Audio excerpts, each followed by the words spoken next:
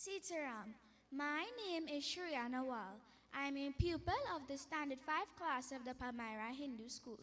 I am going to be narrating a story called A Basket of Treasures from the book entitled My Blue Prabhu. Pallelo! Pallelo! Take fruits! Take fruits! The voice of the old fruit seller echoed throughout Gokul. Although somewhat bent from age, she walked effortlessly with the fruit basket. The smell of freshly churned butter filled the air as she could hear the laughter of youngsters as they ran merrily amidst the cows and their calf. She knew that she was close. Pallelo! She called out once more. The words came to her impulsively, for this had been her profession for as long as she could remember.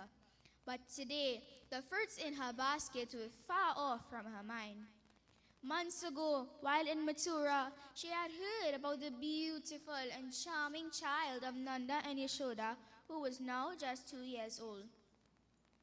Immediately, rooted in her heart, was an overwhelming desire to see the toddler.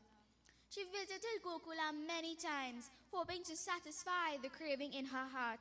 Yet each time she left dejected. The child was either taken up with sleeping, eating, or playing here and there. Today, she said to herself, determined, I will not leave Nanda Bhavan until I get the darshan of my dear Krishna. As she continued along the pathway, her senses searched relentlessly for a sign that the child was near. Perhaps she would catch a glimpse of his peacock feather, or hear the sound of his soothing basuri. Her heartbeat quickened at the thought. Pallelo! Pallelo! She called out once more. Govindalo! Gopalalo! Shamalo! Oh, Kanha, she thought to herself, will I ever see you, my child? Tired, she sat at the root of a shady tree outside of Nanda Bhavan. Little Krishna's ears perked up as he heard his name being called with so much love. He ran to the window as quickly as his little feet could take him, and as he stood at the very tip of his toes, he peered outside. He saw the basket of fruits and whispered to himself, mangoes, yummy. He then called out to Mother Yashoda, Maya, Ma, mangoes. But Mother Yashoda was nowhere to be seen. Remembering that he had seen his mother give grains in exchange for produce, little Krishna scampered off to the kitchen floor, filling his baby hands to the brim. He ever so carefully wobbled outside. The clinking of the child's hurried anklets reached the fruit seller's ears as her eyes were glued to the door. Was it possible? Should she even dare to hope that he was coming? In a sudden burst of energy, the object of her soul's desire emerged through the door, smiling. The old woman would stood still. Her heart pounded in her ears as her eyelids refused to blink. So many times she tried to picture what the darling babe would look like.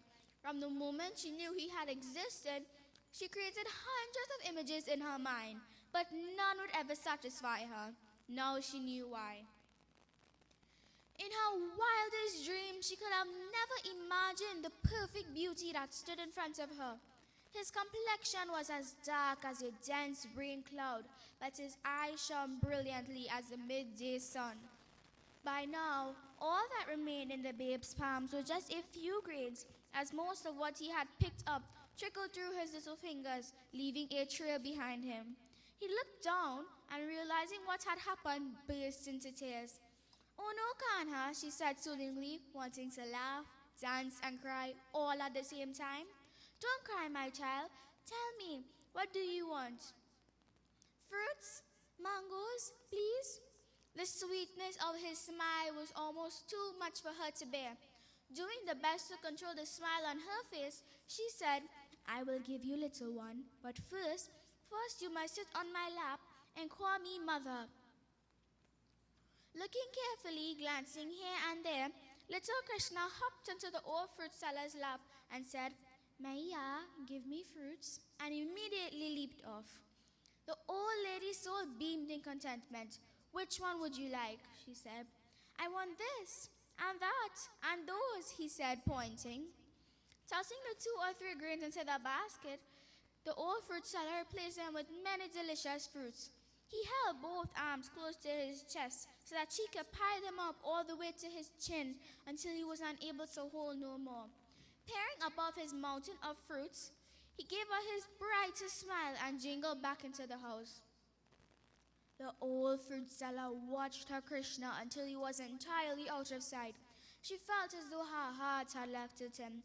For the rest of her life, she knew she would think of no one and no one else. In a daze, she placed the almost empty basket on her head and walked slowly towards Mathura. As she walked on, her weightless load began to feel heavy. I must be tired, she thought to herself. But eventually, the burden of the almost empty basket became too much for her to bear.